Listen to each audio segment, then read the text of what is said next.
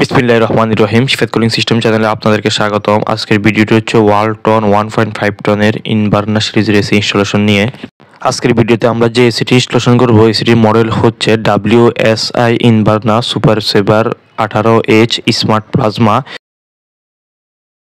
সর্বপ্রথম আমরা দেওয়াল নির্বাচন করে নিয়েছি, তারপর হচ্ছে বেস ফিটটি আমরা মেজারমেন্ট করে তারপর হচ্ছে হোল্ড করে নিয়েছি। এখন হচ্ছে বেস ফিটটি সেট করে নিচ্ছি দেওয়ালের মধ্যে। এসি স্থাপনের সময় খেয়াল রাখতে হবে যাতে ইনডোর ইউনিটের উপর যথেষ্ট পরিমাণ খালি জায়গা থাকে, যাতে খুব সহজে বাতাস ইন হতে পারে।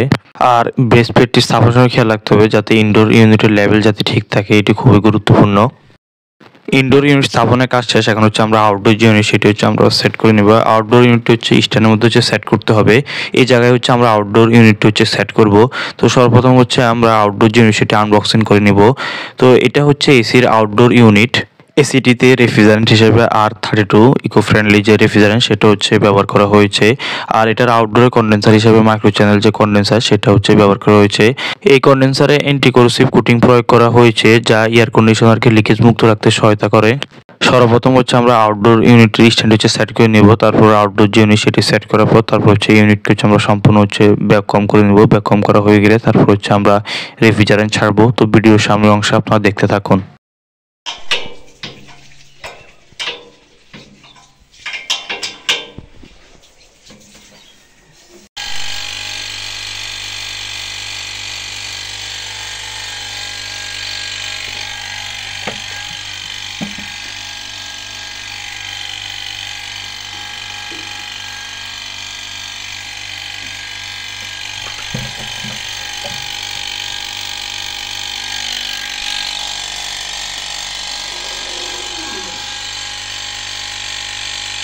যে স্থাপনের সময় গুরুত্বপূর্ণ একটি বিষয় হচ্ছে লিক টেস্ট করা। ইনডোর এবং আউটডোর যে পাইপ কানেকশন করা হয় সেখানে কোনো লিক রয়েছে কিনা জয়েন্টের মধ্যে সেগুলো হচ্ছে ভালোভাবে চেক করতে হবে। তারপর হচ্ছে লিক রয়েছে কিনা সেটা কনফার্ম করে তারপর হচ্ছে রেফ্রিজারেন্ট ছাড়তে হবে।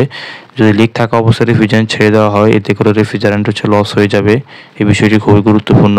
আর ইনডোর আউটডোর পাইপ কানেকশনে যে হোলটি করা হয় হোলগুলো হচ্ছে সুন্দরভাবে হচ্ছে বন্ধ করে দিতে হবে, না হয় পরবর্তীতে হচ্ছে বৃষ্টির পানি অথবা ইঁদুর হচ্ছে এসির হচ্ছে ক্ষতি করে ফেলবে। এই বিষয়টি অবশ্যই খেয়াল রাখতে হবে।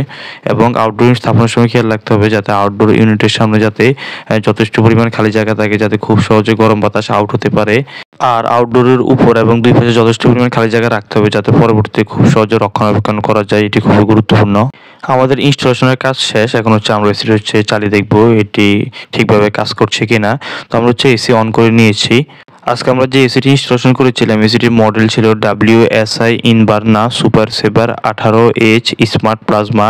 এটির কুলিং ক্যাপাসিটি হচ্ছে 18,000 BTU পার আওয়ার, 5,275 ওয়াট এবং 1.5 টন এসি ছিল এটি আপনি খুব সহজে হচ্ছে স্মার্টফোনের মাধ্যমে হচ্ছে কন্ট্রোল করতে পারবেন। এটিতে হচ্ছে আপনার ফার্স্ট ক্লিন যে সুবিধা সেটি হচ্ছে পাবেন। আসুন এবার জেনে নেই এসিটির ওয়ারেন্টি সম্পর্কে। বাসা বাড়ির ক্ষেত্রে এসিটির আপনারা ওয়ারেন্টি পাবেন আফটার সেল সার্ভিস সম্পূর্ণ প্রি সার্ভিস হচ্ছে 1 বছর, আর স্পেয়ার পার্টস হচ্ছে 3 বছর, আর ইনভার্টার যে কম্প্রেসর সেটার ওয়ারেন্টি পাবেন হচ্ছে 10 ইয়ার্স। এসি থেকে ভালো সার্ভিস পেতে নিয়মিত হচ্ছে এসির যে এয়ার ফিল্টার সেটা হচ্ছে পরিষ্কার রাখুন। এসির এয়ার ফিল্টার যদি নিয়মিত পরিষ্কার না রাখা হয় এতে করে হচ্ছে এসি হচ্ছে সঠিকভাবে হচ্ছে রুম ঠান্ডা করতে পারে না, দীর্ঘ সময় হচ্ছে সময় নেয়। এতে করে হচ্ছে এসির যে ইলেকট্রিক বিল সেটা হচ্ছে বেশি আসে। তাই হচ্ছে আমরা নিয়মিত হচ্ছে এসির যে এয়ার ফিল্টার সেটা হচ্ছে পরিষ্কার রাখবো। আর কোম্পানি থেকে যে ফ্রি সার্ভিস সেগুলো হচ্ছে আমরা অবশ্যই নিয়ে নিব। আর টেকনিশিয়ানের কাছ থেকে সর্বশেষ আমরা দেখে নিব কীভাবে হচ্ছে এসির যে এয়ার ফিল্টার সেটা পরিষ্কার রাখতে হয়।